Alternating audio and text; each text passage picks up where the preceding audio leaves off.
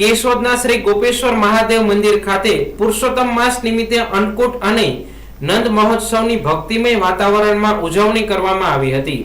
કેશોદના શ્રી ગોપેશ્વર મહાદેવ મંદિર ખાતે પવિત્ર પુરુષોત્તમ માસ નિમિત્તે ધાર્મિક અને આધ્યાત્મિક કાર્યક્રમોની શ્રેણી અંતર્ગત બહેનો દ્વારા નિયમિત રીતે પૂજા અર્ચના, ભજન કીર્તન, સત્સંગ તેમજ ભગવાનના સ્મરણના કાર્યક્રમો યોજાઈ રહ્યા છે।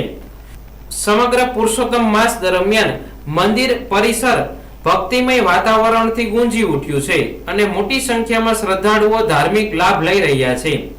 પુરુષોત્તમ માસના પાવન અવસરે આઠમના દિવસે વિશેષ અન્નકૂટ મહોત્સવ અને નંદ મહોત્સવનું ભવ્ય આયોજન કરવામાં આવ્યું હતું। અન્નકૂટ પ્રસંગે બહેનો અને ગોપી સ્વરૂપે સજ્જ થયેલી મહિલાઓ દ્વારા ભગવાનને વિવિધ પ્રકારની મીઠાઈઓ, ફળો, ફરાળ, શાકભાજી તેમજ અનેક પ્રકારની વાનગીઓનો ભોગ અર્પણ કરવામાં આવ્યો હતો।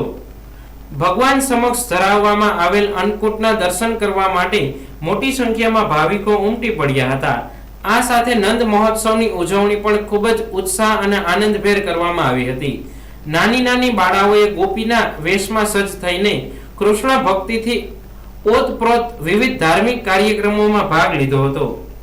બાળાઓના મનમોહક વેશભૂષા અને કૃષ્ણ લીલાને ઉજાગર કરતી રજૂઆતોએ સૌનું મન મોહી લીધું હતું। મંદિર પરિસરમાં ભજન, કીર્તન અને ભગવાન શ્રી કૃષ્ણના જય ઘોષથી સમગ્ર વાતાવરણ ભક્તિમય બની ગયું હતું। આ કાર્યક્રમમાં મોટી સંખ્યામાં બહેનો, ભાવિકો અને ગ્રામજનો ઉપસ્થિત રહ્યા હતા। આયોજકો દ્વારા પ્રસાદ વિતરણની પણ વ્યવસ્થા કરવામાં આવી હતી।